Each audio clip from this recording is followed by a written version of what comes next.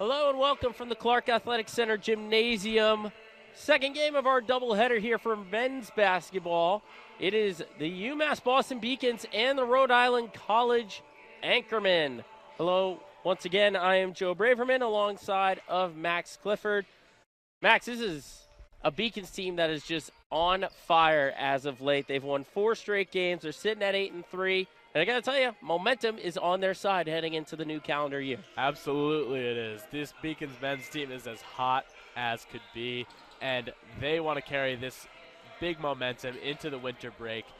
They have won 4 straight games, I believe, and this week I was able to call 2 of their games versus Salem State on Tuesday, and then on Thursday they face Westfield State, and boy, they are looking so good. They don't dominate opponents to the point that it's a blowout, but at the very end of the game, they pull away because they are genuinely the better team. And listen, it comes from a balanced scoring attack with great shooting from their guards, and then in a totally just unbelievable center in Malik Lorquette, who is able to put up a double-double basically every time he steps on the court. Meanwhile, for Rhode Island College, they sit at 4-7 with a 2-1 conference overall record. For the Anchormen, it is go time. They've got conference games the rest of the way, which means no rest for the weary. Yes, absolutely. And look, Rhode Island College gave the Beacons a great run last season. I'm excited to see what they have in store this year. But these are going to be 2 teams that are going to make a lot of noise in the Little East Conference this year. Let's give you our season statistics for both sides of things, the Beacons and the Anchormen. You see it right there.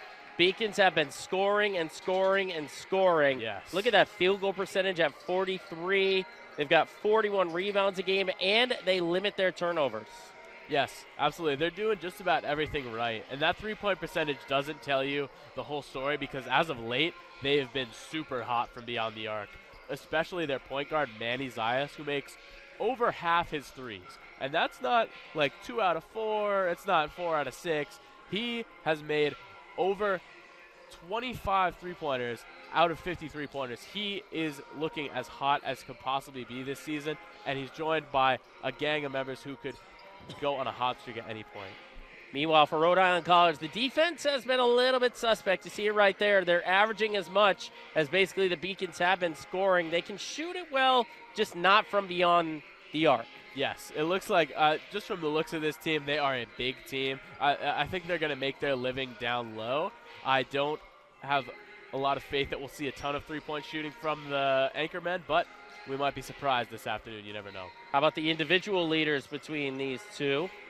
You look and just see, as you said, Lorquette. He leads in points, field goal percentage, and rebounds. Meanwhile, you mentioned it, Zayas, he has been on fire from beyond the arc. Look at that 52.9% three-point shooting percentage. That is just incredible. And over 90% of his free throws. He's going to hit the shot from wherever he takes it, and he is the leader of this offense. You expect him to get a lot of assists, which he does. Well, only 3.5. He's not just a ball distributor. He is the second best scorer on this team, and it's looked really good for Manny Zayas. Meanwhile, Usman Karoma leads in points, field goals, and rebounds. He's a double-double machine. You got to think Beacons have their eye on him when they get into the paint. Yes, I'm really excited for this matchup between 6'6" Usman Karoma and 6'4" Malik Lorquette. Look, size is not that big of a factor with Malik Lorquette because he is so strong and so shifty down low, but I'm really excited to see these 2 big centers go at it. So we are getting ready. Warm-ups are still going on. We'll take a short break. We got the Beacons. We got the Anchormen. Big LEC conference game coming up in just a moment. We'll be right back.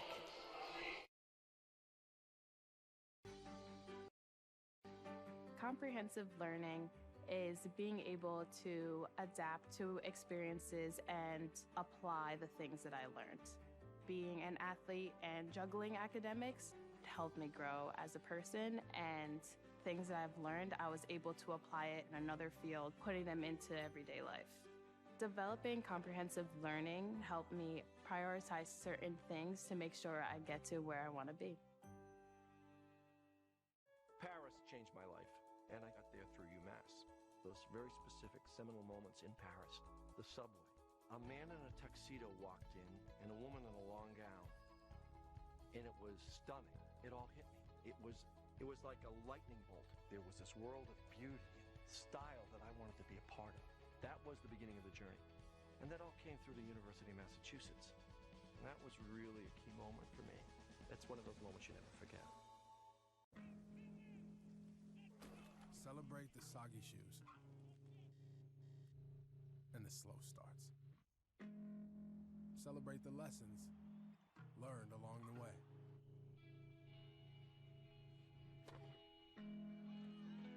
These are the wins. Not the shiny nail-biting kind. These are the last a lifetime kind. Well, Max, thanks for spoiling our next segment because our matchup to watch is Lorquette and Caroma, as you mentioned. I didn't even see the graphic, I promise. But listen, you can't talk about these two teams without talking about the big men down low. I told you Malik Lorquette is a double-double machine, tied for the Division III lead in double-doubles at the moment. Even though he stands just 6'4", he's deceptively strong down low. And Usman Karamoa, look at him. He's averaging a double-double as well. More rebounds than points, which is rare to see. He is going to make a big impact in getting those second-chance shots for the Rhode Island College because they're not the best shooting team, as we mentioned, but with a big man rebounding down there and a size advantage over the other team's center, Karamoa is going to make a big, big difference for the Yankees. Meanwhile, off the court, our head coaching breakdown sees Jason Harris in his 8th season for the Beacons. Seems like he knows exactly when and how to use his players as he's got his best start as a head coach at 8-3. Yes, and his team did not look that great early on, but they've really come into their own lately, and it's in big part because of Jason Harris and the job that he's done with this program. He's such a great strategic mind, and he knows this conference well. He's been here for 8 years, so he's really getting his team ready for a deep run in conference play and into that conference tournament. Meanwhile, Tom Glynn for Rhode Island College on the other side of things.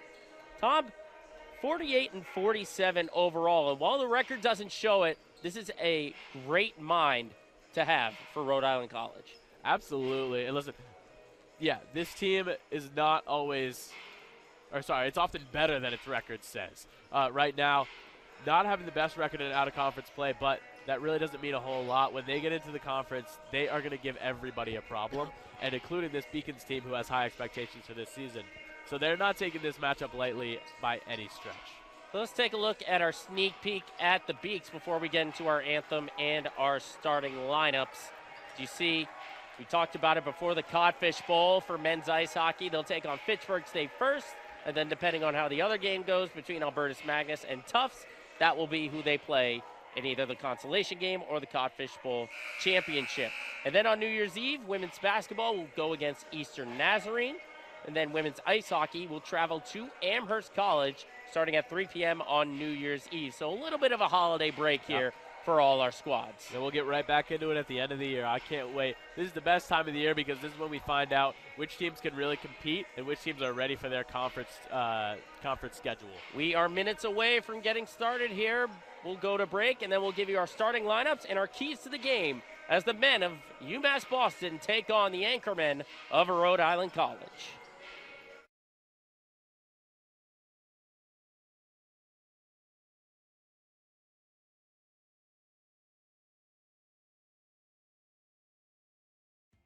Something I discovered in myself is that if I have a goal, I can accomplish it.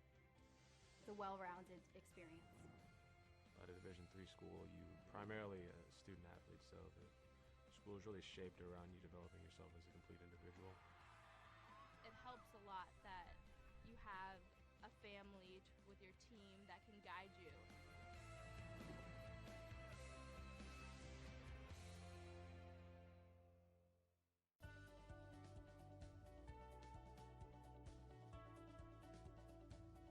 I just wanted to get good grades and to do well. But it also made me realize that I have a lot of career goals.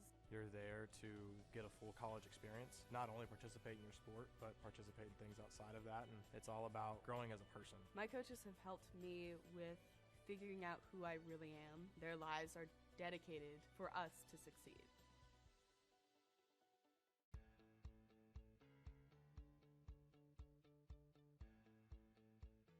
Being a part of the different activities and organizations that I've been a part of, I'm actually able to see myself where I'm like, hey, I actually can make a change. I'm one person that can make a difference. Division III has helped me to develop teamwork skills, critical thinking skills, time management skills. It's not just about basketball, or it's not just about school. It's about developing yourself as a person altogether.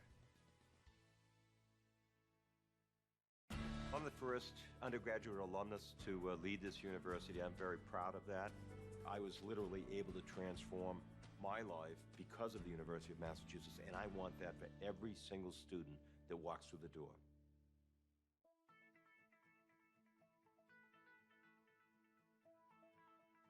College has given me the flexibility to pursue my passions and my interests, and I've recreated my identity for myself aside from just being an athlete.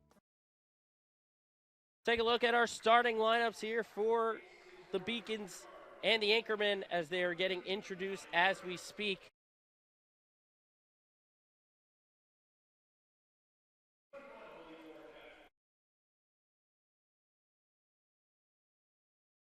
We know exactly how the Beacons are rolling on their starting lineup. We know Zayas is out there, McKenzie, Olivier, Rodriguez, Burris, and Lorquette. Meanwhile, for the Anchormen, Landers, Jenkins, Maldonado, Rivera, and Coroma. These are a couple strong lineups. I really like what I've seen out of the Beacons over the last few games. And Rhode Island College looks to be going with some height. We have some really good guards out there, but even those guys are pretty tall. So there's going to be a lot of height versus a lot of sharp shooting. So we're going to see where the strength is and who's stronger on their side. So tip-off is about to get underway. You see the two guys right there, Lorquette and Coroma. That's the matchup we watched, and so far on the tip-off, advantage Lorquette. We are underway. Again, Beacons have won 4 straight. They come into this 8-3. Conference record 1-1. Oh, what a step-back 3 to start things for Emmanuel Zayas. Get started early, Manny. That is the three-point shot that seems to fall every time. It's not every time, but it is more than half the time that he makes that three-pointer, and that's a great way to start the day for the Beacons. You are exactly right. Statistically, Zayas shoots 53% from three-point land, and he's taken 51 threes. It's really hard. It's not often that you see a percentage like that sustained over so many attempted shots. Here's Zayas. Into the left side, going down low for Lorquette. And tried to make a move, but her foot was on the line. First bit of taste of Lorquette going against Coroma. Like Beacons going with the full court press here.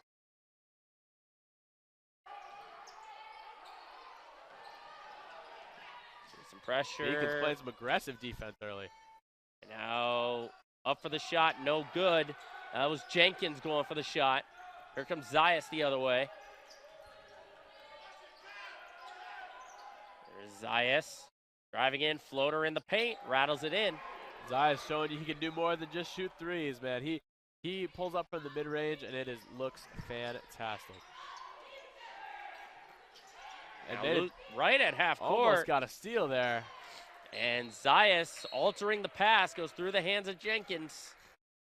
So early, the Beacons getting shots through their point guard, their primary ball handler, Manny Zayas, and playing some aggressive defense. This is the brand of basketball that we're used to seeing from the Beacons, and it works so well for them. Beacons in the middle of a 4-game homestand that started at the beginning of the month on December 3rd. They drove past Eastern Nazarene, Salem State, Westfield State. During their homestand, they also had a road victory at Curry College that started the streak. The Beacons playing a lot of out-of-conference opponents at the moment, so they're excited to see an LEC opponent to see what they can do as they look ahead towards this conference schedule. You'll actually get to see how the men handled Westfield State, which I'll talk a little bit more about, during halftime. I think Jenkins initially lost the handle, but it went off the hand of Burris. Tommy Burris has had a big week. He had probably a career game against Salem State on Tuesday, helping up break up that zone defense, and then followed up with another big performance against West. There's Coroma. Gets into the paint. Turn is off the mark, and Burris saves it into Zayas. Now Zayas over to McKenzie. McKenzie drives in. Strong move, and foul gets called on Karoma. And we'll see the first free throw attempts here for the Beacon. You're going to get your first look at the freshman, Xavier McKenzie out of UMass. He has been so impressive in his debut season. The second leading scorer for this team, right up there with Malik Lorquette and Manny Zayas. And he is the third option despite being such a young player. I think in the first one, you see he can make a difference on offense from anywhere, and his impact on defense is incredible because he is so aggressive and he's always around the ball. 14 points a game, 5 rebounds a game, and he goes 2 for 2 from the line. Quick 7-2 lead here for the Beacons. About 2.5 minutes gone by here in the first half. We'll give and go here. Jenkins now resets. Wide open is Rivera, and he makes him pay with a top of the key 3. Yeah, I mean, they're not the best three-point shooting team, but hey, if you're going to give him a wide open 3, he's going to take it, and that looked good all the way. Rivera is the best three-point shooter on this team. He shoots 41%. Tommy Burris trying to match, can't quite knock it down. Now here are the anchormen. Trying to drive his Maldonado. And the layup. And we got a tie game at 7. As Maldonado just took it all by himself. Lorquette trying to get fancy on the baseline. Now here goes Rivera. Goes into Karoma. Trying to get in. Strong move. Counted and a foul. Usman Karoma. Strong move on Lorquette. Making a difference, just as we mentioned before the game. We told you he can get rebounds, but he can get buckets too, and he made an excellent move on Malik Lorquette down low. So, well, I thought a timeout was going to be taken. Just getting some substitutions here.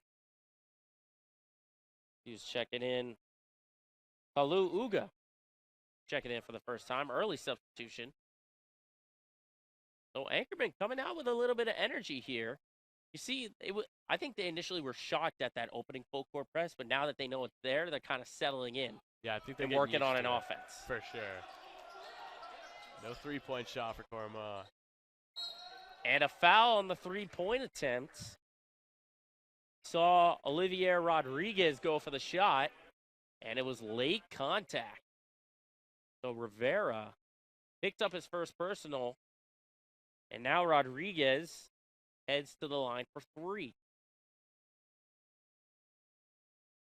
On the year, he is a 47% free throw shooter.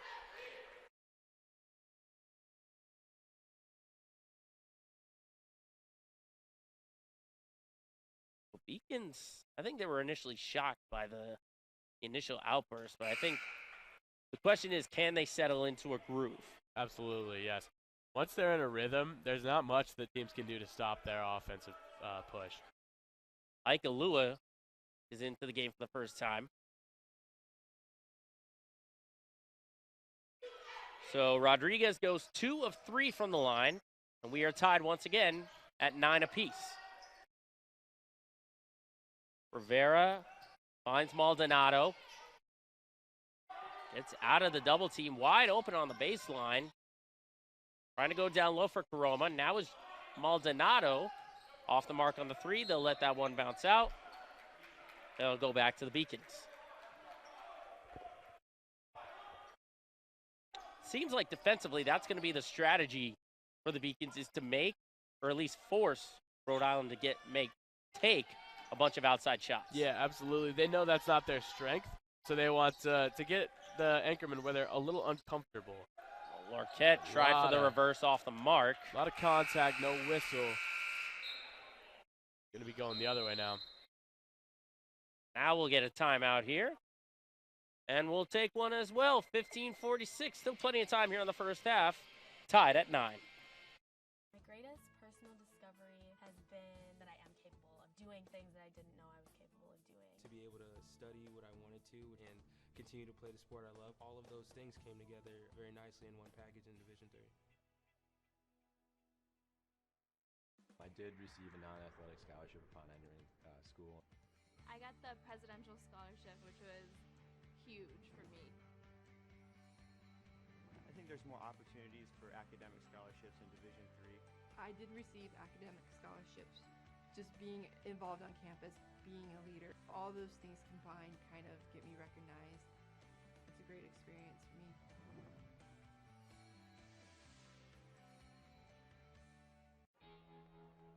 Cheer for the stumbles.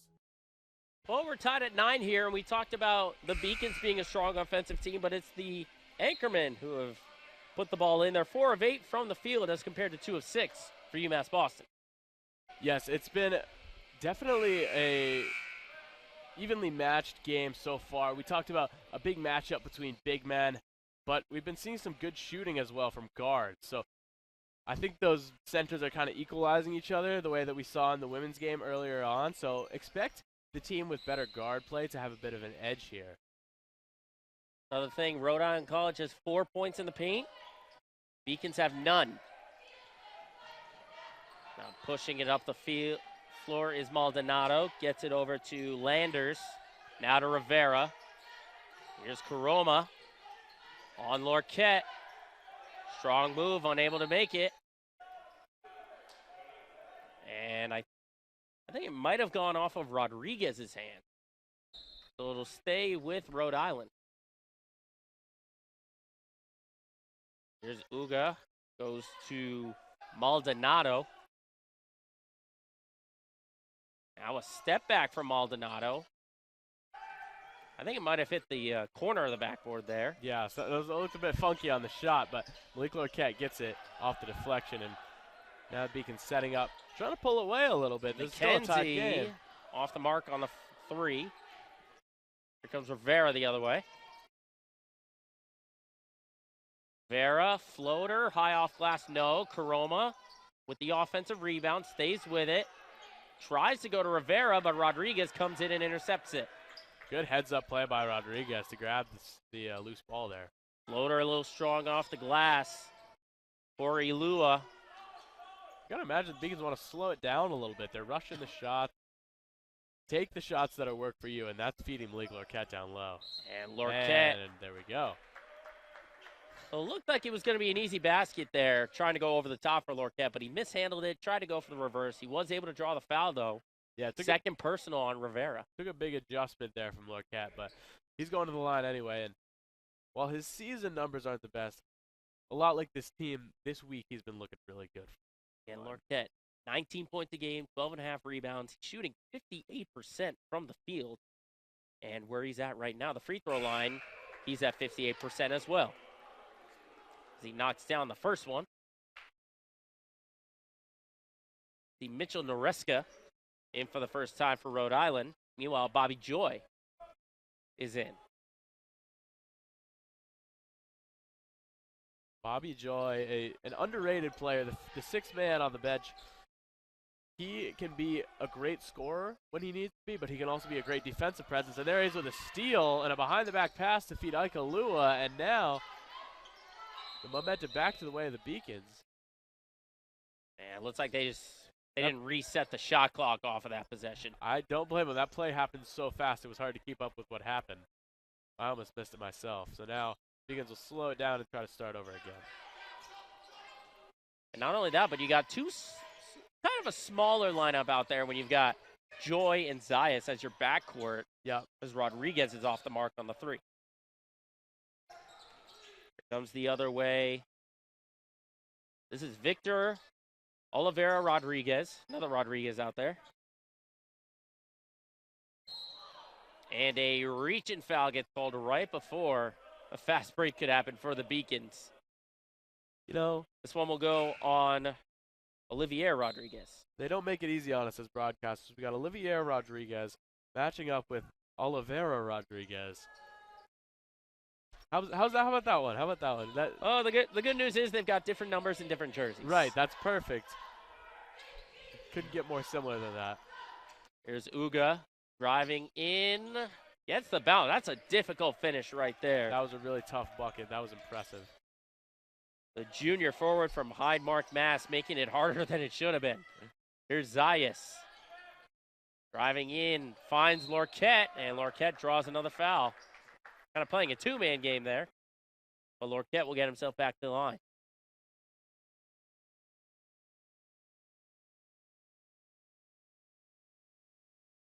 That is the first personal to go against Landers.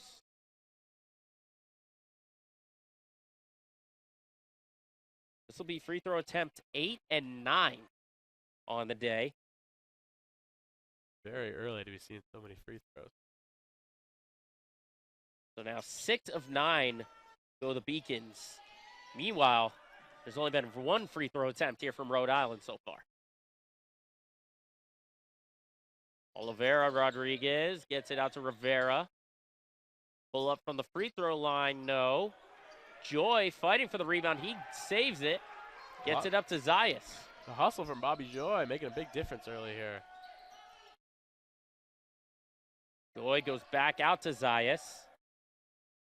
Down low for Lorquette. See what he can do without Karoma in there. He turns. Oh, wow. I think that got blocked. And then it took a high bounce off the rim and just fell straight through. That was a circus shot if I've ever seen one. That was that was interesting to watch. I did not see that one going down. Here's Rivera, has it knocked away. Joy comes up with the loose ball. Bobby Joy, right place, right time once again. Gets it over. Like a little all alone. Oh, there's Rodriguez, though. He gets it and one. Up at the second and third opportunities for the Beacons, making a big difference. I was going to say, a little bit of a slow developing fast break there, but Joy eventually got it. He found Ilua, and then eventually it was Rodriguez who finished it off.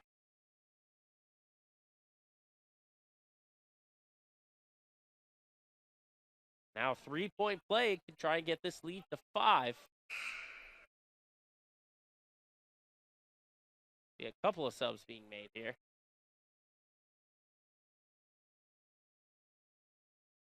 So far, the game plan, it seems to me, for the Beacons is they're still trying to feed Lorquette down low, and then it's those second and third options that are getting the buckets. Right, yeah. Even though Malik Lorquette definitely matched up well by the anchorman, they're not grabbing the rebounds that they need. Those Beacons they're aggressive on the offensive board. You don't watch out.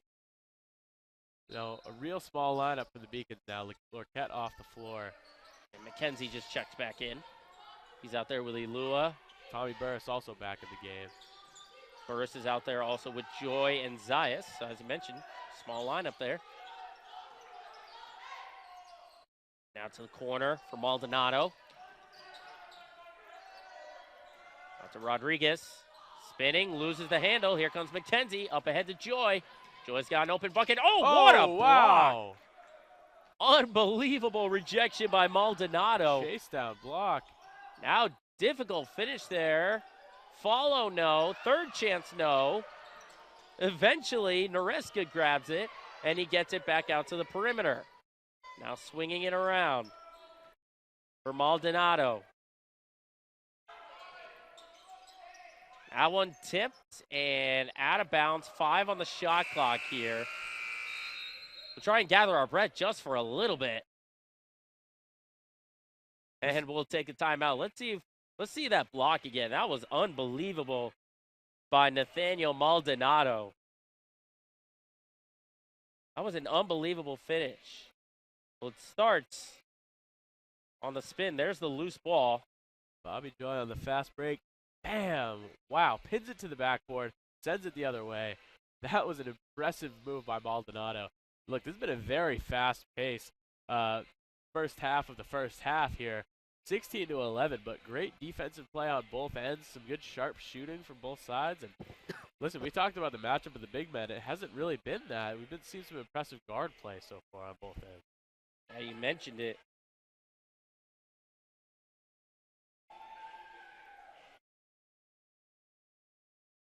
Right now, leading scorer for the Beacons is Zayas and Rodriguez, both with 5. Lorquette has 4. McKenzie has 2. When Zayas gets hot, that's a great sign for this offense. Meanwhile, he's a big contributor. Meanwhile, Rivera is the leading scorer right now for Rhode Island with 5 points. Both teams doing a pretty good job of distributing, spreading the love, everybody getting a little bit of the scoring. We'll see what Rhode Island does here with 5 on the shot clock here. Uga's got to shoot it. He does. A little bit long. And, oh, what a save there by Zayas. And the Beacons get the possession back. Here's Zayas, fakes it, drives, floater. Off the mark, Karoma with the miss. It's up now to Maldonado. And is that going to be a travel? Yes, it is. One extra step. Playing a little bit sloppy on the Rhode Island College end. They've squandered a few possessions that could have turned into points, but travel, errant passes, mistakes that are causing them to lose out on scoring chances. That's the 7th turnover of the afternoon already for Rhode Island. Here goes McKenzie with a pull-up, short. Burris is there. Gets it back out to Ilua. McKenzie to Zayas. Back to McKenzie. 1 and 2, playing a little game of catch here. McKenzie back. Ilua, three-pointer. Knocks it down. Ike Ilua, that's not the type of shot that I'm used to seeing from him. He's a gritty guy. He'll get in there and make a tough basket, but it's nice to see him hit one from the outside. Entering today, he was only 2 of 6 from 3. Yes, he's not a guy who's going to attempt many, and he's not a guy who's going to make a ton either, but that's impressive. That's a good shot from Ike Ilua. And you can kind of see on that last possession, Beacons were thinking 3-3-3. Here goes McKenzie on the steal. Gets it to Ilua. He goes to the basket and he scores. That's the typical Ike Ilua that I'm used to seeing, man. He's on fire today, and he struggled this week a little bit with the scoring side of things, so it's good to see him get 5 early. Down low, Ilua. Oh, what a block from behind. McKenzie right there to swat it away. The most impressive thing about McKenzie might be his athleticism. He's not incredibly tall, but he can get up there and block anybody's shot. I mean, you look at Karoma. I mean, now Lorquette's in there, but you look at the 5 that were initially on the floor. Right, trying to handle. They were all contributing to trying to stop his shot. And Karoma got forced out of bounds. Another turnover for the Anchorman. And it goes back to UMass Boston. It's hard to have a quiet 10-point lead, but I think it's been a slow grind to get to a 21-11 lead for the Beacons, but they are producing on both ends. Oh, Ilua went for the fastball to Lorquette. Instead, he goes back out to Zayas. The offense will reset. Lorquette, one-on-one in the post. I think, again, he went for the shot to try and foul it, and a miscue there. I think Karoma and Maldonado got their signals crossed trying to save that one. Yeah, definitely. Beacons get the possession back. Zayas will make the inbound play. Lorquette going to try it again. Turn around. Got it to go. That's the move that he's used to doing. He likes to turn in the post, get his layup off, and that was nice. Here goes Rivera the other way. Three-pointer for Maldonado. Short. Here goes Ilua up ahead to Zayas. Zayas tried to go for McKenzie. Good play defensively, though, there by Devin Jenkins to knock it away. That's one that you might want to slow down because you've got 2 of your guys versus 3 of their guys, but in the moment you're moving so fast, you want to get that fast break bucket. Trying to go quickly to Joy, now to Zayas, off of the inbound. Zayas on the baseline to Joy. Joy with the corner 3, off the mark. Rivera on the rebound. They try and go quickly up the floor. Oh, my God. Ilua looking like Odell Beckham with that one-hander. Zayas to McKenzie. McKenzie has it blocked, but he still finishes. That was tough. He got hit on that one. Still put it in. I think those are back-to-back plays I don't think I've ever seen in a basketball game, not for a long time. Yeah. Listen, Xavier. And I think, you see Joy here on the steal. He's got an open bucket. Oh, I think he thought about the lob there, but instead just decided to go for the layup. I think these guards from both teams heard us talking about how great the centers are, and they wanted to show out to prove us wrong because Bobby Joy, Xavier McKenzie, Emmanuel Zayas, Ike Ilua, these guys are all having huge games. So timeout taken here. Beacon stretching that lead now 27-11. They are absolutely rolling here. Let's take a look at some of the plays that were made. Watch this interception right there. Wow. I was going to say, I might have outdated that via, I said Odell Beckham, but I think Justin Jefferson yeah. is what the kids are and then saying McKenzie these with days. the tough finish. The way he stretched for it, he almost looked like Michael Jordan in Space Jam. He was looking like rubber on that play. Showing my age on that one with Beckham. Right. But then the finish, too. Let's talk about that finish by McKenzie. It was incredible. You saw the, I believe that was Rivera, who initially got his hand on it, but McKenzie still hanging in there and putting that shot in. These are a couple guys who are not the biggest. They're not gonna trick you, or they're not gonna show everything that they've got with their athleticism. But oh man, can they get up and can they fight through contact? That was an impressive series from the two. Xavier McKenzie and Ikalua. Now off of the inbound here, Rivera is in with Roma, Landers, Uga, and Oliveira Rodriguez. Now the Beacons bringing the pressure on the full court.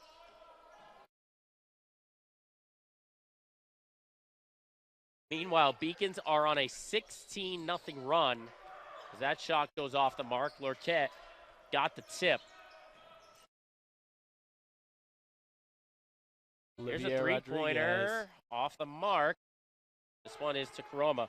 By the way, the Anchorman have not scored since 13:37 in this first half. They've gone a good 6 minutes without scoring a basket. I was gonna say, as it's been a 16-0 run. I feel like I've seen 11 for a long time up on that scoreboard. Here goes McKenzie. Stop and start goes to Lorquette. Lorquette and offensive foul. Good play by Uga taking the charge on that one. That was a masterclass in drawing a charge. That was good. That's really one of the few ways that you're going to beat Malik Lorquette is if you can get him to commit a foul on you on offense. I mean, 6'5", 215, that's a lot to take if you're going to take a charge. Yes, he is a strong player down there. He is coming out, though. That's his second personal foul. That's not a player you want to risk having on the bench late in the game. So Burris came back in. Floater off the mark and loose ball foul. I think this will be Rodriguez. And it is. That's his second personal foul. Only the 14th foul, though. So Anchorman also with 5 team fouls, so no one in danger just yet.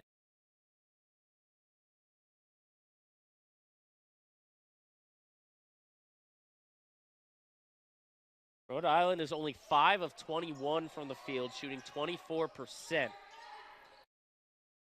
Down low for Karoma. Turns. Tough shot, no good. Fighting for the rebound, and a jump ball gets called.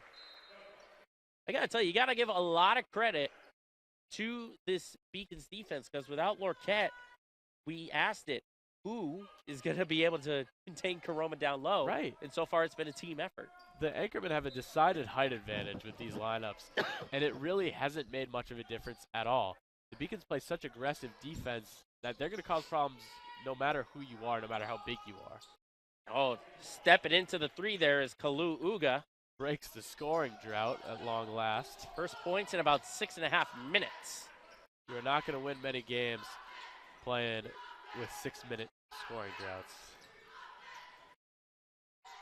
There's Ilua goes to McKenzie. McKenzie looking for options, using the burst screen. He instead goes to the corner. Joy, 3, got it. Bobby Joy. Putting a lot of joy in the Beacons bench. There you go. It's a joyous occasion. Yeah, it's first men's basketball game. I had to get it out there. Right, of course. First one I've called, so you had to. Now down low, count it, and one. Oof, that was a for Oliveira Rodriguez. Tough bucket. That looked good.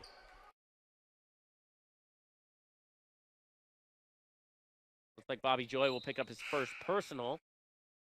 And the freshman guard from Pawtucket going to have a chance to complete the three-point play. How about the impact that Bobby's had off the bench, though? That's his first foul, but already pouring in points from the three-point land and on fast breaks, and he's setting up shots on possessions. It's been really impressive from 0. Zayas going to Bobby Joy. Now to Burris. Ilua steps into a 3. Off the mark. Rebound finds Destine Haywood Gomez, who just checked in for the first time. Karoma turns off the mark. Loose ball. That was Gomez. No. Zayas tracks down the loose ball. 30-16. Beacons on top. 5.5 to go in the first half. Zayas, a little step back from the free throw line off the mark. Now Gomez coming back the other way. Here's Uga driving in, blocked by Burris, but a foul. Good effort by Tommy Burris getting up there to tip that ball. Just a little too much contact on the shot. Looked like it was that offhand that might have pushed him away. Yeah. Now Uga will get himself to the line. This is free throw attempt 3 and 4 on the afternoon. Compared to the Beacons, they've already taken 10. And not much luck from anywhere on the court for the Anchormen so far. And I think what's interesting is you're seeing a lot of drives to the basket for the Rhode Island offense as compared to the Beacon offense. Yep. But yet, Beacons have been able to get more free throw attempts. As Uga goes 1 for 2, gets it to 13. Goes Joy is going to back it out to the top of the key, now to Zayas. Zayas, baseline, back to Burris. McKenzie, three-pointer, short. Karoma with the miss. That's just not where Xavier McKenzie, earns his salt. He's more of a mid-range jumper type of guy, setting his teammates up for good shots. And Karoma, difficult angle, almost went down though. Here goes Zayas. Zayas looking to drive. Layup is good. Wow. You got the 5'7" Manny Zayas going against the 6'6" Karoma. He's given nearly a foot, and he still made the layup happen. He just proves that height does not matter. He makes shots from all over the place. He's not just a sharpshooter. He's got the mid-range down. He can drive to the hoop with the best of them. It's impressive what he's done this season. Gomez off the mark on the floater. Ilua tracks down the miss. Here's Joy. Defensive rebounds have been huge for the Beaks, not giving a lot of second chance opportunity. Interesting enough, it is 23-16 for the Rhode Island College Anchormen in rebounds, but it's 15-14 on defensive rebounds. Zayas, step back 3 off the mark. Rebound goes to Oliveira Rodriguez. Now Uga went for the shot, looking for a foul. Zayas to McKenzie. Uga looks stunned on that play that he did not get a whistle. They let him play on. McKenzie gets it. Ilua, corner 3. Hey! It went in, out, and in again. It wasn't pretty, but how about this first half from Ike Alua? We're not used to seeing him hit the long-range jump shots. He's more of an at-the-rim, make an athletic play type of guy. I'm really impressed with what Ike Alua has been doing. We mentioned he's 2 of 6 from three-pointer entering today. He's 2 of 3 this afternoon. Have a day. That'll help your percentage. Won't quite Gomez. get you to Manny Zayas level, but looking good today. Here's Uga from the elbow. Off the mark. There's Joy on the rebound. It seems like every defensive possession, the guy ending up with the ball is Bobby Joy. And McKenzie's got an open lane. And the point.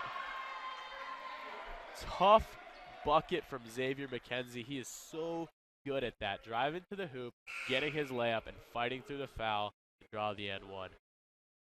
So a timeout is going to be taken here, looked like by Rhode Island College. And on that last play, McKenzie looked like he saw the lane and was just going to go after it no matter what. Yes, he knew what he wanted. He wanted a bucket. He didn't care that there was a foul attached. He was going to make it. 37-17. This is the largest lead of the afternoon. 2:50 to go here in the first half. And watch this play once again for McKenzie. Kind of interesting. Ilua kind of backed off on the seal. Yep. And instead, McKenzie just went in and was able to draw the foul on Gomez. Listen, he knew what he wanted. He didn't need anybody's help getting there. He plays way above his maturity level. He's a freshman, so he's only 17, 18 years old. He's such a young guy. It's really impressive what he's been able to do this season. He makes good decisions. He makes his shots. He plays great defense. He makes an impact every single play. Beacons are shooting 43% from the field. They're 4 of 13 from 3. And I guess you could say the one area they got to clean up is offensive rebounds, getting out rebounded on the offensive glass 8-2. Yes. But like we said, they're making a lot of their shots, so they don't necessarily need a ton of offensive rebounds, and defensive rebounds are certainly there. They're having a great day on defense. Remember, this is a Beacons team coming off 4 straight victories. A new face that I've yet to see for the Beacons. Carson Bexwer out of Adams, Mass. He's a freshman guard. Wearing number 22. Oh, Eric Donaldson as well. He got some action in the last game. But this is a couple freshmen that I don't know all that well, and I've been following this team all year, so I'm excited to see what they've got. Yeah, and I think also as we get into the calendar year, that's when the conference play really picks up. So this is still sort of the trial phase. Absolutely. Just to see what you got in your roster. And listen, you've got just under 3 minutes to play. You're up, doing quick math, 21. Thank you very much. Thank you very much, Joe. Up 21. You can experiment a little bit. See Rivera on that finish down low. Still a whole second half to play. Zayas out there with Burris, McKenzie, and as you mentioned, the 2 young guys, Mexawar and Donaldson. Mexawar will see what he does. Feeds Zayas. Always a good choice. He's going to step into it, off the mark. Donaldson wrestling for the rebound. Just couldn't hang on to it, though. Go back to the anchorman.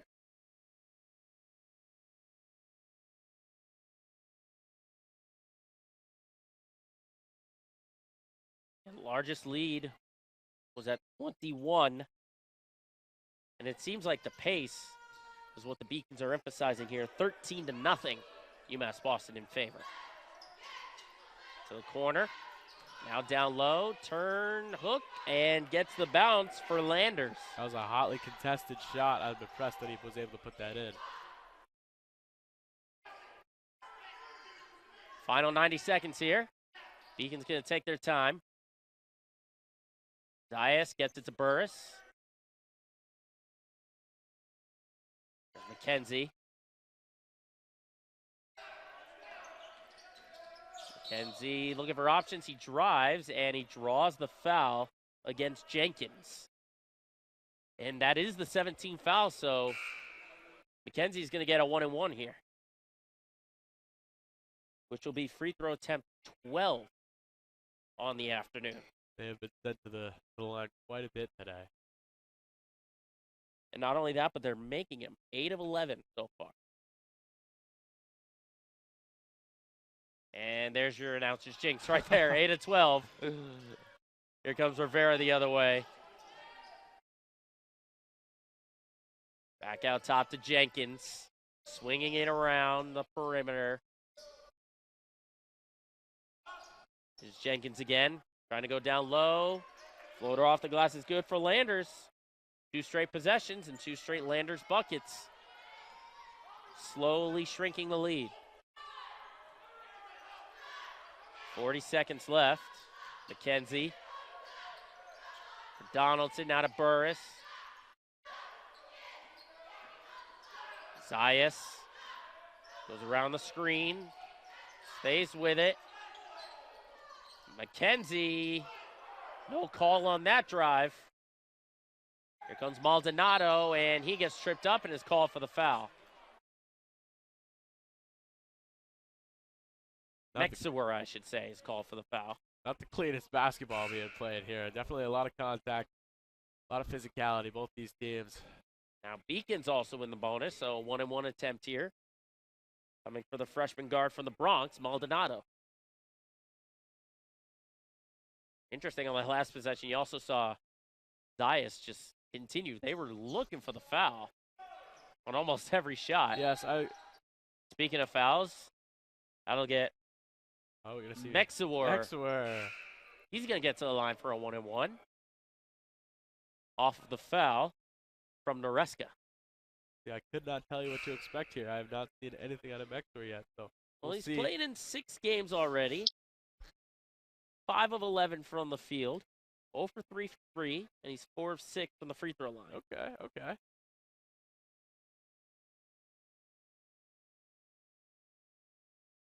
And he gets the first one to go. There you go, Frosh. 39-23.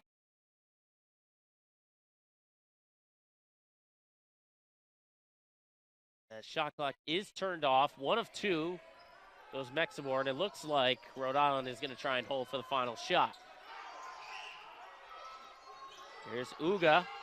Baseline drive. Nice extra pass. Count it, and 1 for Noreska. So it seems like these last couple of seconds here, Beacons are kind of lost themselves defensively. Yeah, you don't want to completely blame the young guys on the court, but definitely, experimenting with some new players who haven't got a ton of playing time because of that big lead. I expect that once they come out of the halftime, it'll look a lot cleaner with their starting Zayas quickly up the floor. Floater off the mark from half court. And that'll wrap things up for the first half. So the Beacons got out to a hot start. Had a 16-0 run. And eventually got that lead to 21, but now it's shrunk to 13. And that is where we stand at halftime. But overall, Max, you'd have to say a good half for the Beacons. Yes. The Beacons have to be pleased here. This is a great showing from them in the first half. And defensively, offensively, they're getting it done, and they aren't necessarily leaning on Malik Lorquette, which is what they tend to do from time to time. It's the guards and the bench players who are making a huge impact for them early here. Meanwhile, for Rhode Island College, it wasn't a pretty half, but the fact that they got that down to 13 from where it once was and the scoring drought that they had, it's a big confidence booster heading into the second. Yeah, it's huge. They knew that Beacons didn't have their A team out there, and they took advantage of it. You can't fault them for that. They knew that they had the advantage there at the end of the game, so they went out there and went on a little scoring run, and this is a closer game than it was earlier on. So if you're heading into halftime, what is your message? Let's start for Jason Harris on the Beacon side. What is your message to your to your team heading into halftime? My message is that keep things very similar to what we've been doing. Don't overthink. I think they've been just moving fast, but intentionally. They've been taking the ball to the rim with a purpose. They've been doing things in a way that isn't sloppy, isn't causing turnovers. They're doing things right. And they're also not relying on one player or another, as I mentioned. So keep doing that. Keep spreading the love. Don't stop taking those good shots. Keep with the good shots. Don't rush bad shots. How about Tom Glynn on the other side for Rhode Island College? As I mentioned, they had the big lead. Yep. They cut it down a little bit. There's still 20 minutes of game action still to play. Yes. So I'm very encouraged by what I saw going into half for that. If I'm their head coach, definitely want to keep up that scoring run. They went a long time without scoring. You definitely want to avoid that in the second half. You know that free throws aren't coming a lot for you, and you know that they have the advantage in guard play. So I'd say keep beating that low post because that's something that we did see as pretty successful. We talked about Koromoa. Had some struggles early on, but keep feeding him because he's the tallest player on the court. That's going to make a difference at some point. So we'll give you the official halftime stats in just a little bit, but until then, let's show you what men's basketball did the last time they were out. It was against Westfield State earlier this week. We'll be back in just a few moments. It's 39 Beacons, 26 Anchorman here from the Clark Athletic Center Gymnasium. UMass Boston men's basketball at home for their final non-conference game of the regular season, taking on Westfield State University for the first time since the 1998 season. These two teams would go back and forth in this one, and early on it would be three-pointers for the Beacons as Emmanuel Zayas nails a three to give the Beacons an early 3-0 lead, and then Mariano Olivier Rodriguez helps tie the game up at 8 with a three of his own from the left side. And then the Beacons would go on an 11-2 run that would see them take the lead for good. However, this was a back-and-forth battle no matter what the scoreboard says at the end of the day, as you see Xavier McKenzie hitting a three from the top of the key to give their Beacons a 13-10 lead. And then Malik Lorquette, another masterful day for the senior who had 6 points during this run, working against some tall Owl defenders, making magic happen in the paint yet again, as you see the final points of his 6-point performance during this run on the reverse layup, his patented move right there to help put the Beacons ahead by 7. And then Bobby Joy finishing off the run with a quick layup to the right side. Beacons up by 9 early on, and then a dunk contest for both sides as Kumar Brown kicks it off with a dunk for the Owls on the offensive. And then Lorquette with 2 electrifying slams of his own. Right here, the 2-handed jam on the left side. And then a little while later, with the Beacons up by just 1, a steal from Lorquette, gets it over to Xavier McKenzie, who gets it back to Lorquette. The one-handed jam goes down. The Beacons in control by 3. And then they cap off the first half with 2 free throws, part of an 8-0 run as Manny Zayas hits a 3 right there. And then Xavier McKenzie with the shot clock winding down. Nothing but net. The Beacons go up 47-39 heading into the locker room. And then kicking off the second half, Mariano Olivia Rodriguez hitting a 3. Beacons up by 11. They lead by as many as 12. And then Lorquette with his 3rd dunk of the game right there puts the Beacons ahead by 5. But the Owls would not go away, as you see Kumar Brown on this electrifying alley-oop brings Westfield State within 1 point, 58-57. But the sharpshooters for the Beacons came alive. Xavier McKenzie, 6 points on this 8-0 run for UMass Boston. Made it look like the Beacons would be in control and take this game handily, but that would not be the case as you continue to see them working on this run with Mariana Olivia Rodriguez getting that put back, and then McKenzie capping off the run with that 6th point of the run. Right here, you see him at the top of the free throw line, nailing that jumper, and the Beacons are up by 9. But JT Thompson, a 7-0 run on his own. Some tough shots for Thompson that the Beacon defense were not making it easy for him to score, but somehow Thompson getting him to fall. And just like that, he brings his team back within 2. And it seems like UMass Boston might be on the rocks here, but Emmanuel Zayas hitting a big 3-pointer. He had 4 fouls in the game, hits the 3 right there, makes it a 5-point game with just under 3 minutes to go. And then Xavier McKenzie says good night to the Owls with that layup and 1 opportunity. The Beacons win this one by 11, 85-74. Malik Lorquette, his 9th double-double of the season. He finishes with 29 points and 17 rebounds on 11 of 18 shooting. Xavier McKenzie, 25 points on 9 of 13 shooting. The Beacons shoot 52.6% from the floor, 40% from 3-point range. They take on Rhode Island College at 3 o'clock p.m. on I got to tell you, Max, I'm glad I was not calling that game because as a proud Westfield State alum and also a member of Beacons Broadcast Network, my emotions were all over the place. But good for the men to get the victory. Yes, absolutely. It was a big game. Westfield State put up a good fight, but in the end, this Beacons team is just as hot as could be, and there's not a whole lot of teams that will be able to stop them right now, as we saw in the first half. A good RIC team down 13 points, and it was a lot more than that earlier on. Well, as you said, that offense keeps rolling. As you see our halftime stats, 39% from the field, almost 27% from 3. The free throws that are also crucial that we didn't talk about right before the break, 64%. They are knocking down those free throws. They absolutely are, and that's making a big difference. We mentioned the Beacons are actually getting out-rebounded, but it's not making that much of a difference, really, because they're making more shots than the opposition. It's as plain as simple as that. When you make more shots, you don't necessarily need to grab as many. And they're also causing a lot of turnovers. Yeah, you see the rebounds are 29-19, but the outlier there is that offensive rebounds are favoring the Anchormen at 8-2. And they also favor the Anchormen defensively 21-17. Yes. So a lot closer on the defensive rebounds, which is big for the Beacons, who are taking away a lot of possessions from the Anchormen. And you also see there the turnovers. They've been able to force a lot of turnovers. Beacons have been able to score 16 points off of those 11 turnovers. So it seems to me, at least for the Beacons, is that they're scoring the points when they have to, and they're not giving away anything. Yes, they're making good on their opportunities. They're not squandering a lot of possessions, and they're getting a lot of takeaways on defense, which is huge because it's turning into a lot of points. Look at our leaders for both sides. Anthony Rivera is the leading scorer right now with 7 points. Meanwhile, how about Ike Ilua? 8 points to lead the Beacons. He, of course, had those 2 threes. He's been a revelation in the first half. I was not expecting a huge game from Michael Lua, but coming off the bench, 8 points, he's been really impressive today. Meanwhile, Zayas and McKenzie have 7. Lorquette has 6.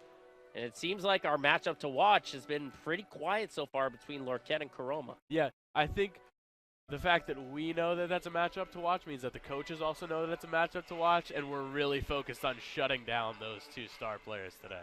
So the second half is about 6.5 minutes away. We will take a short break, but we will be right back to start the second half of play between the Beacons and the Anchorman. It is 39-26, UMass Boston on top.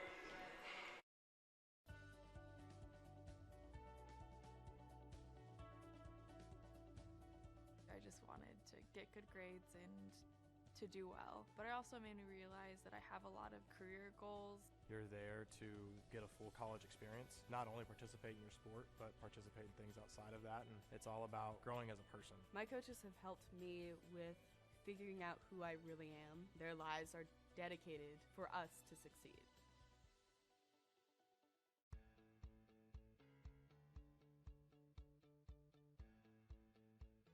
Being a part of the different activities and organizations that I've been a part of, I'm actually able to see myself where I'm like, hey, I actually can make a change. I'm one person that can make a difference. Division III has helped me to develop teamwork skills, critical thinking skills, time management skills. It's not just about basketball, or it's not just about school. It's about developing yourself as a person altogether.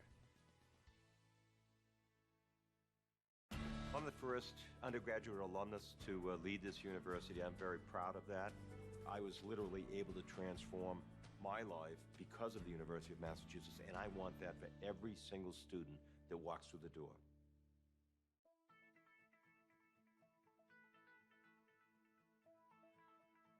College has given me the flexibility to pursue my passions and my interests, and I've recreated my identity for myself aside from just being an athlete. My greatest personal discovery has been that I am capable of doing things that I didn't know I was capable of doing. To be able to study what I wanted to and continue to play the sport I love, all of those things came together very nicely in one package in Division III.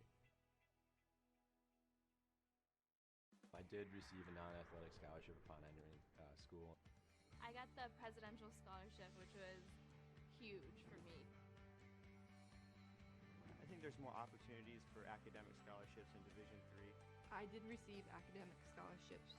Just being involved on campus, being a leader, all those things combined kind of get me recognized. It's a great experience for me.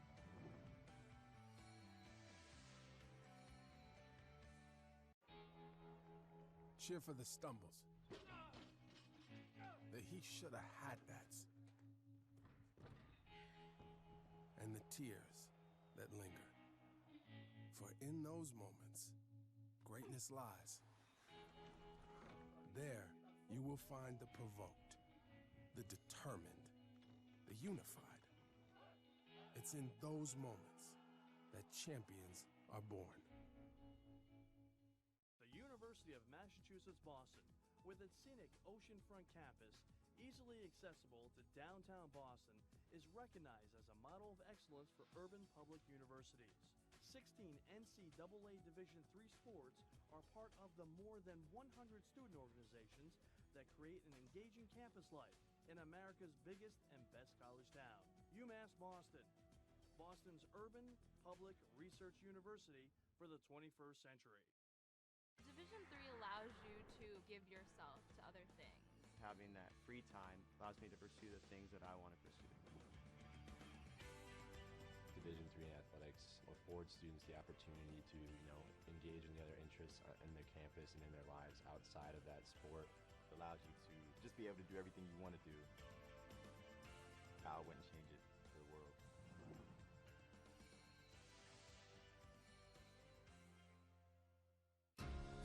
Moving from Turkey, it was a rough journey for me because when you don't really speak the language that well and when you don't really fit in the crowd, it's very easy to disappear. But I decided not to give up, and UMass helped me. UMass Boston was my first choice because when I came to the campus, I saw that there was a lot of diversity. There's a lot of people. Here, there's a lot of international students, so it's really cool to meet people from different countries, different parts of the world. I'm Julia Murphy. I'm from Canton, Massachusetts. I'm Olivia Murphy. I'm from Canton, Massachusetts. We're sisters. We're sisters. I play volleyball and she plays basketball. Here they have a freshman success community.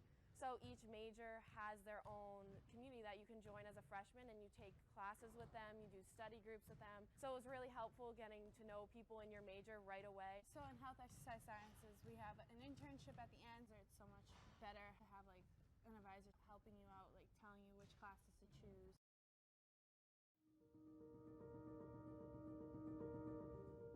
People at UMass Boston, they're here because they know they can have an impact, not just on research, but on people, on their students.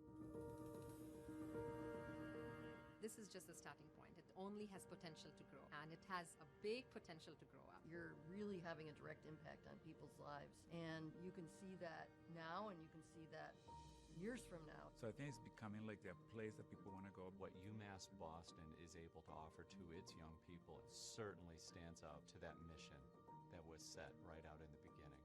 It's something UMass Boston should be and can be very proud about. Back at the Clark Athletic Center Gymnasium, second half of play about to get started. UMass Boston, Rhode Island College. Joe Braverman, Max Clifford. Max, second half of play, what are you looking for? I'm looking for offensive opportunities for Rhode Island College and how they use them. They've been giving away a lot of their opportunities on turnovers, on losing offensive rebounds. I'm excited to see how they take advantage of those opportunities and if they can get back in this game, because the Beacons have been taking away opportunities and they've been using them to their advantage. A lot of points off turnovers, as you mentioned. That's making the difference right now. So can they hold on to those possessions and make good on them, or are they just going to keep, this shot here, turnover there, allowing a defensive rebound there? How are they going to get back in this game offense? Because the Beacons are going to keep scoring points as far as I can predict. Remember in that first half, Rhode Island College went a good probably 6.5 minutes without scoring a bucket. That eventually led to the Beacons being able to grow that lead. It was at 21, or 20, I should say, the largest, but it is now at 13. Beacons will start with the possession here in the second half. They've got their starting five out there. And we are underway. There goes McKenzie to Zayas. Like Rhode Island switching to a zone defense here. Here's Burris. Pull up off the mark, tipped and gathered by Rivera. Here goes Rivera. Nice move to get free, and he draws the foul. Went a little behind the back there to get to the bucket, and he'll get himself to the line. Early, doing something that they weren't able to do very much at all during the first half, getting to the free throw line. Anchorman have a chance to earn some free points here, and that'll help them build back this comeback. Good guy to have at the line, too. Rivera's an 80% free throw shooter on the season. Try and get this thing even closer. As mentioned, this is free throw attempts 14 for the Beacons, 6 for Rhode Island College. This will be number 7 and number 8. First one, in and out of the rim. No free throw luck either. He's going to have to earn these. And he goes 1 for 2, and he gets it to 12. So again, back to the full court press. Like we saw during the early stages of that first half. Yep, Anchorman bringing that pressure. And then they go back to a 2-3 zone. Zayas slowing things up to McKenzie. Back to Zayas. Zayas now to Rodriguez. Here's McKenzie trying to drive, gets it to Burris in the corner for 3, off the mark. And the rebound falls to Landers. Now ahead to Rivera. Rivera pushing the pace. And a foul gets called. And we'll see who's this on. Is this going to be on Zayas? It is. So 2 quick fouls already, not even, or actually right at a minute into the second half. Seems like there's a change of pace going on here. for Rhode Island. Definitely. They're coming out with a different mindset on offense, trying to use these possessions to get good quality shots. There's Landers, gets it over to Jenkins. Jenkins, step back, off the mark, McKenzie with the rebound. Beacons again, 37% from the field, in and out for McKenzie. Rodriguez streaking in for the rebound, and Burris with the floater. Big offensive rebound from Mariano Olivier Rodriguez, flying through the air, going over top of everybody to grab that board. Only the third offensive rebound for the Beacons. We mentioned that was one of the weak points we saw in that first half. Here goes Rivera. Now down low, going for Karoma. Burris got a hand in there and tipped it. Here's Zayas. Zayas turns on the Jets. Layup, gets the bounce. I was about to say he needs to slow that down because he's got 3 maroon jerseys in between him and his teammates, but he doesn't care. He went right to the rim with it. Sky high off the back. He ran past 1 and put the layup in over 2. You saw that was Maldonado on that floater miss. Here's Zayas again with that change of pace. Woo. Back to Zayas. He's got time for a 3, and he's got it. Bench took their time getting up there. They knew that wasn't a contested shot. They were ready to celebrate that 3. You saw Zayas even take a dribble just to set himself. You just can't give him that much room or that much time on the perimeter. He's not a lock to hit a 3, but it's a great chance that he is going to hit that. Came into today shooting 53% from 3.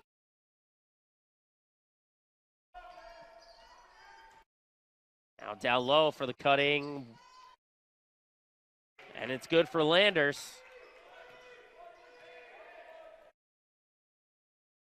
Now quickly up ahead, here's Zayas. And Zayas now with 12 points on the afternoon. That lead is up to 17 now.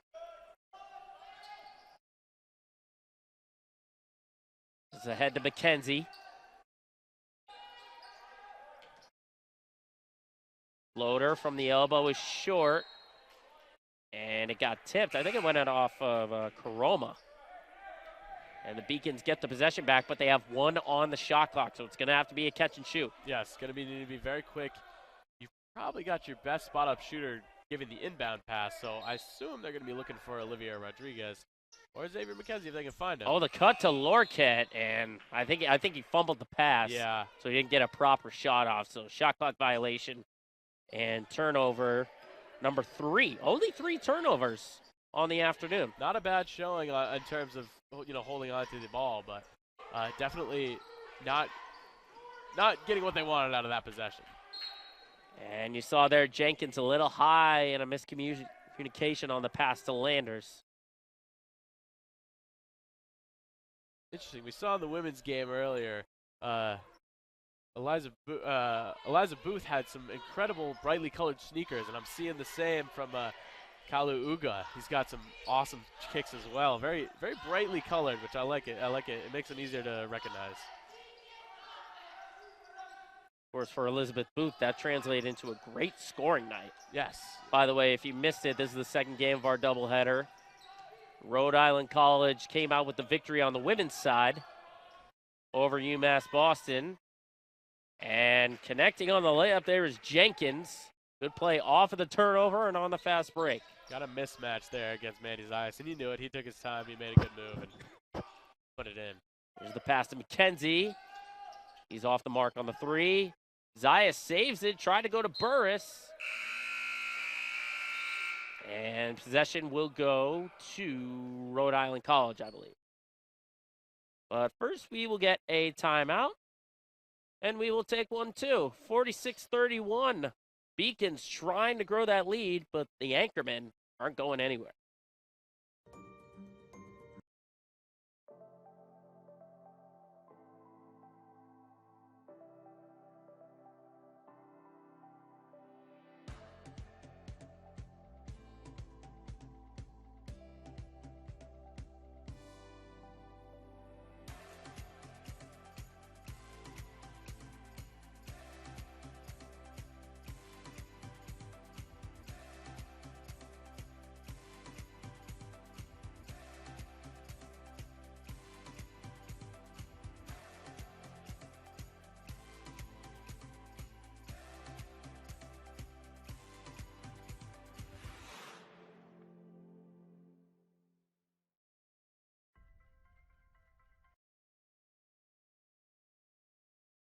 46-31.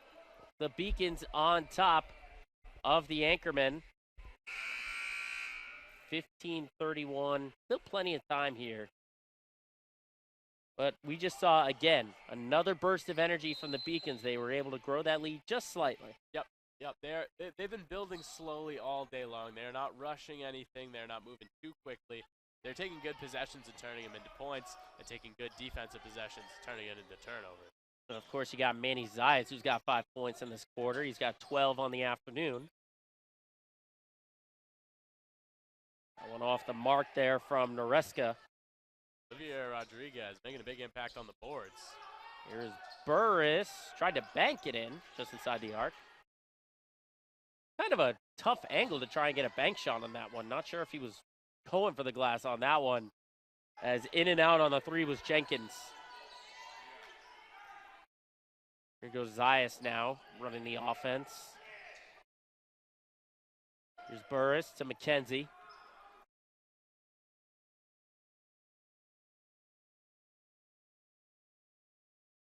Zayas backs it out to Burris. Here is Rodriguez. McKenzie, 5 on the shot clock. Difficult shot, no good. Gets his own miss. Put back, no. Tip, no. And eventually gathered by Noreska. Xavier McKenzie fought through a lot of contact to get a couple shots off. Couldn't get a good bounce. And, whoa, Burris with a swat there. With authority, number 13. Come on. Mitchell Noreska thought he had the layup. Burris came streaking in, knocked it away. Rhode Island, though, does keep the possession. Tommy Burris is having a big week, which could build into a big season if he keeps it rolling. I'm really impressed with what he's been doing. One into Rivera. Now back out top for Landers. This is Olivera Rodriguez who checked in a minute ago. Now to Uga. Rivera. Just inside the arc, gets it to go. Took advantage of McKenzie going for the steal. It was a nice little mid-range jumper with no contest because the over pursuit from McKenzie. Now down to 13. Zayas. Back out top, swings it to McKenzie. Now to Rodriguez. Swinging it around the perimeter. Now down low for Lorquette. No. That was McKenzie, who had the offensive rebound and lost it. Luckily, it stays with the Beacons. I have a quiet afternoon here for the leading scorer for the Beacons, Lorquette. Definitely. Not used to seeing this from him, but, you know, his teammates are getting it done, and he's doing what needs to be done on his end. Here's a deep three-pointer for Zayas, and he knocks it down. It's incredible what he's been doing this season from the three-point range and from all over the court. It's really, really something to watch. Zayas now with 15 today.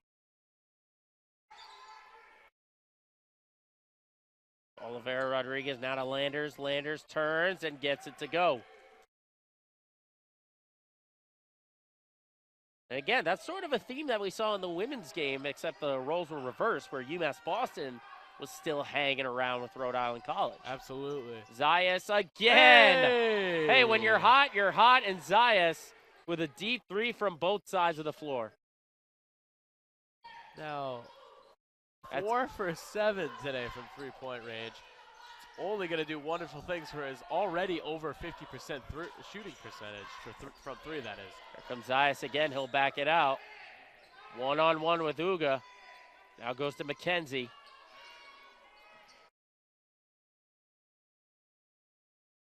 McKenzie drives down low. Lorquette had it stripped. Will stay with UMass Boston, though.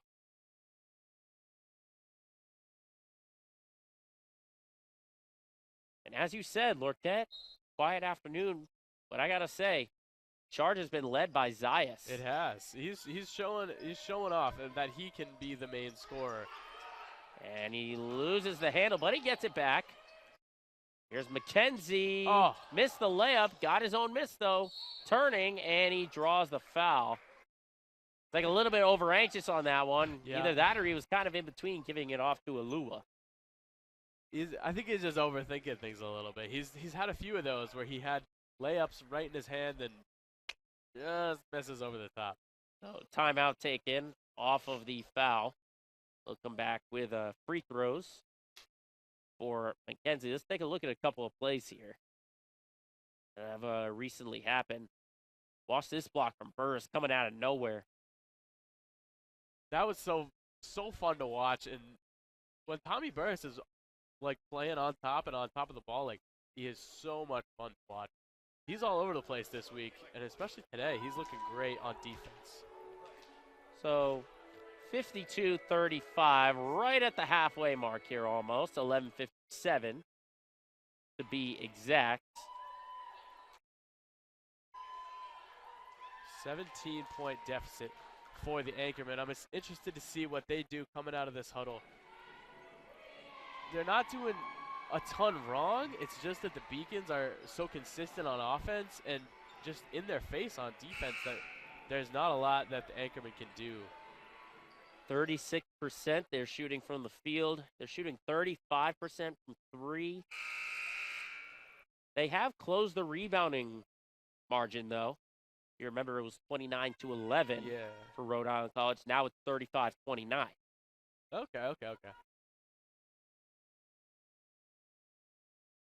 But interesting to see that centers just have not made that much of an impact for either side. It's been so much on these guards, their ability to not only shoot from the outside, but to drive to the hoop and make plays.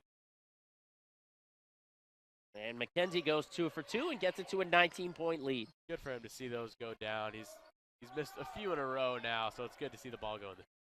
McKenzie now with 8 points as Noreska misses that one. And Lorquette with a monster rejection of Karoma. And that's what he can do when he's not grabbing a double-double. He will turn your shot away. Zayas. It's ridiculous at this point. Statistically, it doesn't make any sense how he hits these threes, but he just keeps them coming.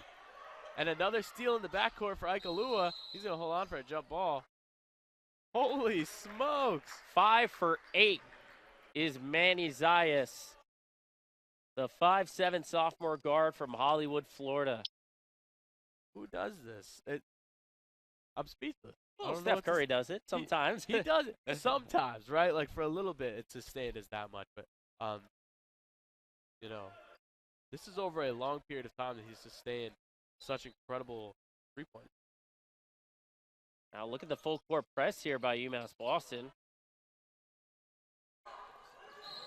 Rivera draws the foul on Joy.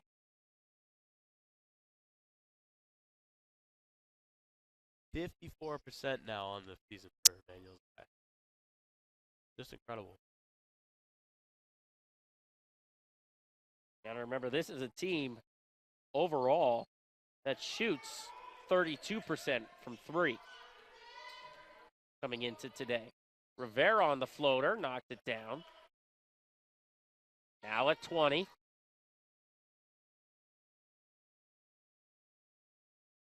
McKenzie. McKenzie out to Joy. Joy fakes it. Now from the elbow. Knocks it in. Might have forgotten about Bobby Joy. It's been a little while since we said his name, but oh man, is he making an impact today on offense and defense. 2-on-1 here against Malik Lorquette. And Noreska gets that one to go. Nice little 2-on-1 there. The Yes, proper way to use the fast break. Yes, they knew what they had there, and they got Malik turned around. There's nothing much you could do about that. But there's McKenzie out to Joy. Joy, three-pointer is long. There's Lorquette. Gets it back out to Alua. Now going back to Lorquette. They want to see a bucket from him. They're used to that. Oh, there what a tough finish there by Lorquette. Can't hold a good man down for long. That's an off-angle reverse. Lorquette only has 8 points this afternoon after that bucket. Definitely not what we're used to from him, but hey, team is up by 20 points, so he's not upset about it.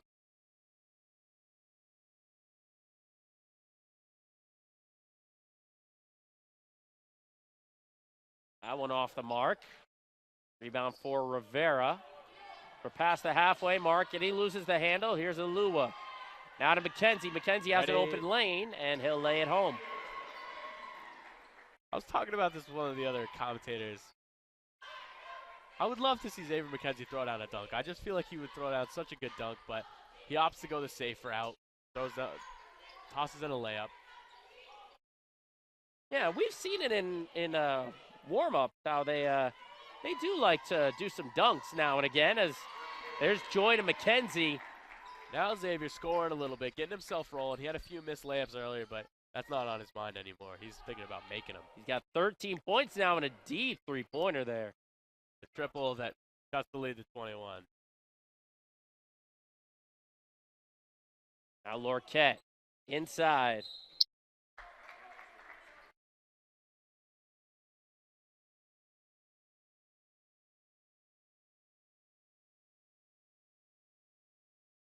That foul will go on. Gonna go on Noreska.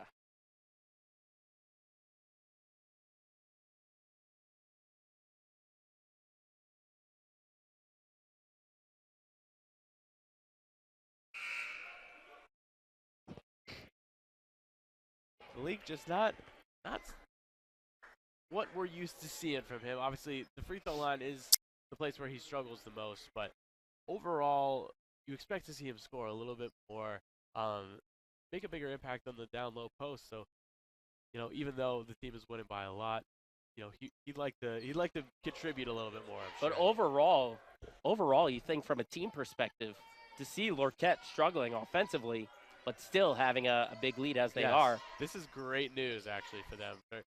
As much as you love to see Malik have a great game, and he's such an exciting player, for him to struggle and the team to be winning by this much is great. Stolen by McKenzie. McKenzie to Ilua, and he'll lay it home. And I don't want to say there's a sense that Rhode Island is giving up, because obviously not, but it feels, they don't feel like as energetic as they were before. Definitely. I mean, you saw Devin Jenkins hit that last three and then shrug because, well, it cut the lead to 21. So it's a three-pointer down 24. So, they're playing hard. They're a good team. They want to show what they've got, but at the same time, this is definitely a frustrating.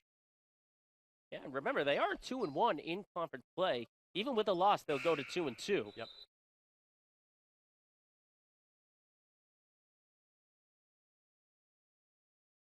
Meanwhile, the Beacons, they continue on this path. They'll make it 5 straight games.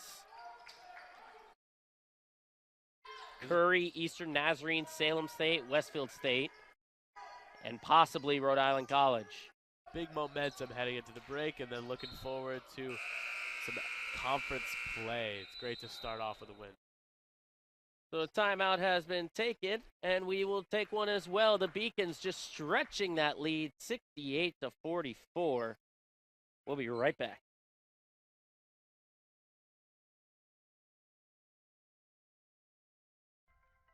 I'm a Division III student athlete, and I know how powerful words can be. The term gay doesn't mean stupid, lame, or less than. So I pledge to speak up if I hear the term gay used in a derogatory way or any other homophobic terms. If you can play in Division III. I'm a Division III student athlete, and my teammates unconditionally accepted me as part of their family. So now I pledge to do the same for others.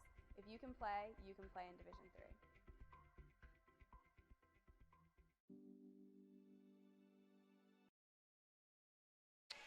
Take a look at this play right here, Max. Malik Lorquette says no thank you to Usman Kuroma. And then back the other way. Check out a wide open three. Zayas, you don't want to do that. What a sequence, man, from 21-1. Even though Malik Lorquette, not with the output we're used to, we're still talking about it because he still makes highlight plays, even if they're not buckets. And you saw McKenzie basically pick it right out of the air and lead Ilua on that fast break. There are so many excellent players that even the sixth man, Bobby Joy, has played incredible today. Seventh man, Ike Lewis, made a big impact. You see Eric Donaldson in there, a freshman, making a huge impact. There are guys all over this UMass Boston roster that could come in and have a big day. To pick up when the guys that we're used to seeing aren't having a big day, that's quite all right because everybody else has got them. Oh, difficult finish once again. You mentioned Ilua. Big day from Ike, and how about that? He's got now 10 points on the afternoon. Ilua is a guy who only averages 5 points a game.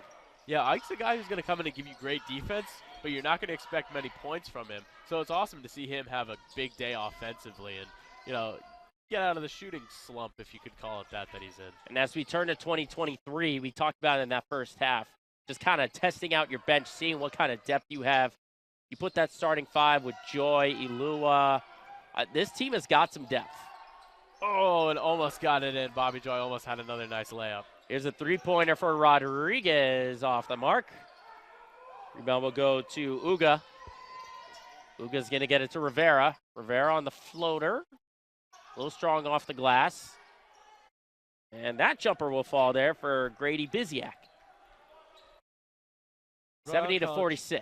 Rhode Island College not going away, but definitely a big mountain to climb here. And not only that, but for UMass Boston, it's going to feel good to go into the holiday break. Winners of 5 straight. Definitely, definitely. They haven't seen a loss since they were at WestCon, which is one of the best teams in the LEC. So they're going to feel ready when that rematch comes around. Ooh. Corner 3 there for Devin Jenkins. There's McKenzie back the other way. Still 6 minutes to go here. Lead is at 21. McKenzie driving, and he draws the foul. He'll get himself back to the line. Mentioned McKenzie having a great day, 13 points. He's 5 of 6 from the free throw line. 13 points. How about this? 8 assists as well. 8 assists for McKenzie. He's quietly such an impactful player. And, you know, because he's so young, you don't expect a ton out of him. But then you look at the box score at the end of the day and you think, oh, really? 8 assists, how about that? All those points, all those steals. He gets a lot of steals on defense. There's many different ways that Xavier McKenzie's going to make an impact. Lorquette just checked back in, and Zayas will as well. Now a 23-point lead. One inbounded to Jenkins. There's Jenkins going to Rivera. Now back to the corner, trying to go over the top, and there's Lorquette on the interception. Up ahead to Joy. Here's Joy driving in and stripped. Good play there by Jenkins to get a hand in there. Ike Alua, Biziak on defense. Lost the handle twice, but he has regathered it. Now Jenkins is alone in the corner. Off the mark. There's Zayas with the rebound. How about Zayas? We mentioned all the points and the shooting that he's had. Gonna pull up the rebounding numbers real quick. Zayas has 7 rebounds on the day. Smallest guy on the court, 5'7", has 21 points on 5 of 9 3-point shooting and 7 rebounds. He grabs a crazy amount of boards. And you mentioned he's often the shortest player on the court. It doesn't matter. He's got the hustle to get where the ball goes, and he brings those boards in. Yeah, I think that's crucial for Zayas. It's just, even though you're undersized, you got that hustle in you. Sure does. Here is Zayas. Now driving in. Looking to go to Joy. He does. Joy to Ilua. Into the paint. Little scoop on the finger roll. Draws the foul. He'll get himself to the line. Will be the first foul to go on Biziak.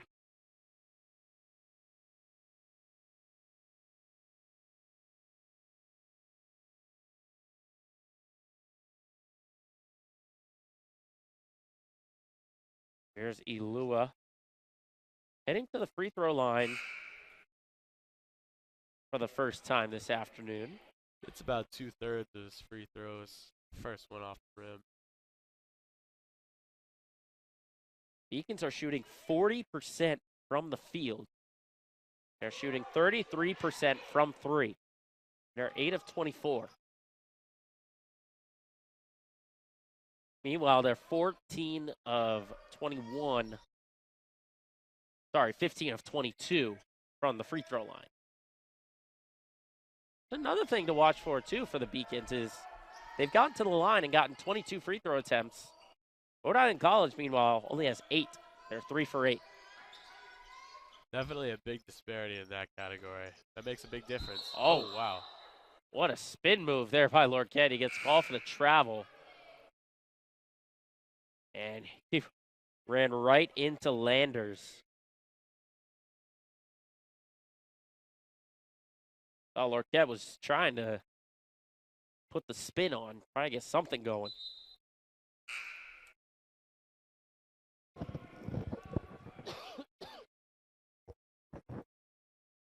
.417 to go. It's a 22-point Beacon lead. Going through some numbers as well. How about 21 points off of the bench for UMass Boston? Of course, most of them were from Elua. Yeah, very impressive day from the next few guys who aren't quite in the starting lineup. And Noreska missing that one. More numbers. Beacons are outscoring the Anchorman on fast break points 24-6. Points off turnovers 24-5. And second chance points 15-7. They're doing everything right. They're playing a very complete game. And we keep mentioning it, but it's all the more impressive that Malik Lorquette isn't having his best day, and they're still playing this great game. And that just sums it up right there. Tried for the shot, he missed, and he couldn't get the second one to fall either. But as we said, Lorquette, even though he's struggling, team is having a great day. As you said, Noreska throw that one in. When you're used to 20 points a game, it's hard to see 9, but teams win it by 20. Yeah, Lorquette on the day, after those misses, is 3 of 9 from the field with 9. He's got 9 points. He's 3 of 9 from the field. He is 3 of 6 from the free throw line. So timeout has been taken here with 3:02 left to play.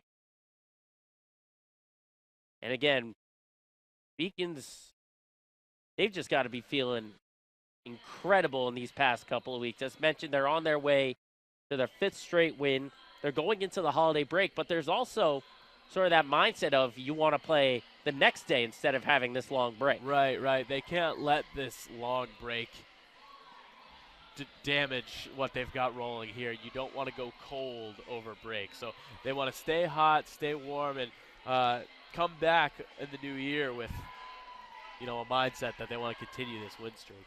Yeah, after today, their next game won't be until January 4th, which we'll give you a sneak peek at that at the end of the game, their upcoming schedule. And again, this also does wonders. You look at the standings in the LEC. With the tiebreaker, they'll be able to get themselves up to 3rd, which means they only trail Keene State and Western Connecticut. Those are 2 strong programs, but based on how the Beaks played today, I think they can compete for a top seed in the conference. And then once the tournament comes around, they can play a little spoiler. I think they've got what it takes. So on the floor for the Beacons is Lorquette, Joy, Zayas, Elua, and Mezawar. Poked out again by Elua. And Elua with the throwdown. Ike Elua. Take that. How about number 5 giving him a dunk? That's what the people came to see. Oh. And here we go with the ball stuck. We saw this in the women's game. The ball got stuck right at the top. We're on fire today. Where's Tatiana Fevry? Well, of course, you got to give it to the hottest shooter. And he gets on the first attempt. First try. How about that poster? We'll show you the replay on that one in just a little bit, but what a ferocious slam.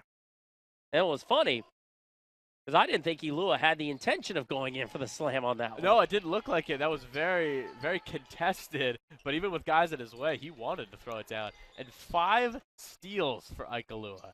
Incredible. He's got those long arms that just reach in and grab the ball. He's taken it away 5 times off the bench today. And offensive foul on Uga. That was Mezawar. Let's take a look again at that dunk. Watch the replay on this one. Give it to him, Mike. It was an unbelievable play right off the steal. Oh. I guess you can't call it like a posterizer or a facial.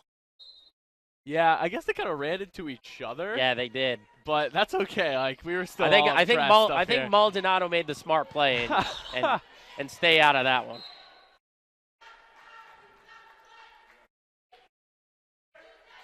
That was the only thing we were missing today was a big dunk. So send the fans home happy. And we were just talking like you were saying like you wanted some slams. I know. And I told you they were doing it in warm-ups, and there you go. Xavier passed up a dunk a couple times. I was waiting for it, and there we go. We got it.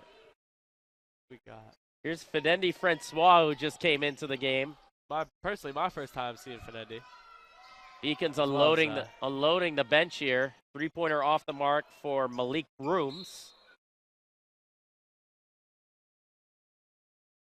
Ball will go the way of the anchorman. You got Nike Armstrong, who's also out there.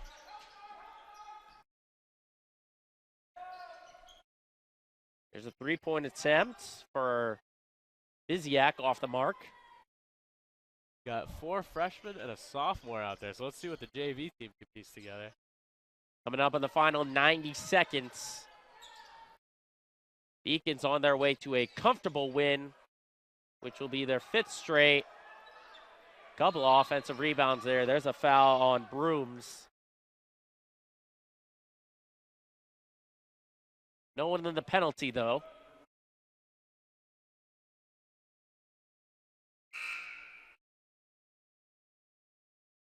See Sam Cunna.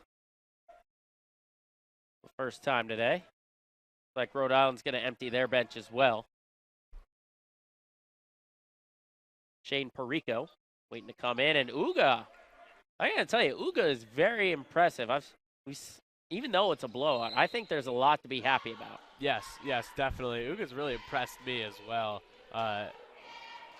From the 3-point, from beyond the perimeter, he's looked excellent today. And yeah, you've allowed 75 points, but 56 points. Oh, ain't and bad. Uga just, speaking of, he just got ejected. Uga, I guess, was doing too much talking to the officials and has been ejected. So Uga leaves with 14 points, 5 of 8 shooting. I couldn't see specifically what he was doing, but he was...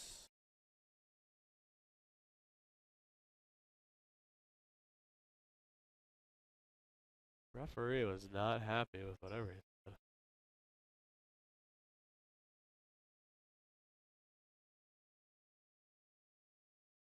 Not sure if we had the angle to show specifically what happened.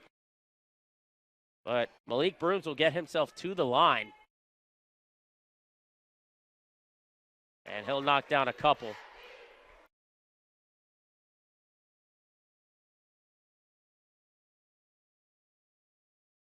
And he goes 2 for 2, growing that lead to 21.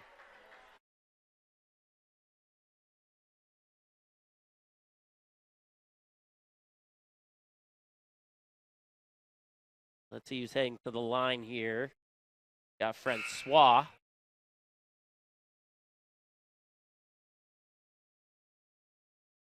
Oh, and we're getting the full bench here for the Beacons, it looked like. Like sophomore Ben Gamble from my home state of Vermont, ready to check in. So yeah, you see everyone unloading the bench. 1:11 to go. 78 to 56. See if it'll be 79. And it will. Now here comes the bench, as you mentioned. Benjamin Gamble and Trevor McDonald coming on in. So again, you got to feel really good about this, as we mentioned, for the Beacons. But meanwhile, for Rhode Island College, as you see, big slam. There's a slam for Noreska. Have fun with coming it. up on the final minute here. I think for Rhode Island College, if they just clean up a couple of things, I think they can be a really dangerous team. Maybe not, one of those contending teams, but one of those teams that can play spoiler. Definitely. I think they will be a team that fights hard within the Lilies Conference, and there are obviously some really strong teams at the top, but Rhode Island College, they can be in the mix definitely, and UMass Boston is one of those teams that is a real contender. Yeah, if you give Rhode Island College a team that doesn't have the size or the defensive intensity that the Beacons have, they can be a good team. Absolutely. And speaking of, there's a steal. Here comes Gomez the other way. Try for the off-angle layup. Noreska is right there. We'll see what the Beacons do here as the shot clock is turned off. They'll just decide to run it off, or if they continue to run some offense. Gotta get an 80 piece, right? Rooms is just holding on to it. He's going to drive. Layup off the mark. Gomez tracks down the loose ball. 10 seconds to go. Gomez with 5 seconds. He'll drive. Scoop layup is good. The bench of Rhode Island College looking very feisty. Yeah, good to see they're still energetic despite it. So Beacons make it 5 straight victories with the 79-62 victory. What a performance from start to finish for UMass Boston. Absolutely a very, very complete game. And we mentioned a few times, even without the high-scoring output that we usually see from Malik Larquette, everybody else picked up the slack, and everybody did their job and contributed something today. It was an all-around effort from the Beacons. So we'll take a short break. We'll come back with the final stats as well as our upcoming schedule for men's basketball. But until then, final score, Beacons come out on top of the Anchormen, 79-62.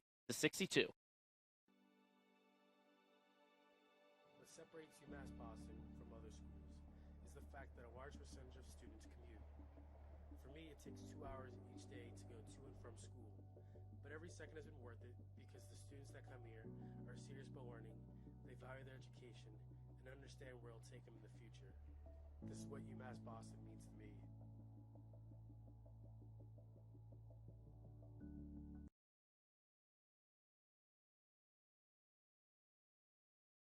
The University of Massachusetts Boston. It's just minutes from downtown, and the Princeton Review calls it one of the best values in the country. A nationally recognized institution of academic excellence and research, UMass Boston offers more than 150 undergraduate and graduate programs, 16 Division III sports, and more than 100 student organizations. To learn more about the opportunities waiting for you at UMass Boston, visit in person or online. UMass Boston, a research university with a teaching soul.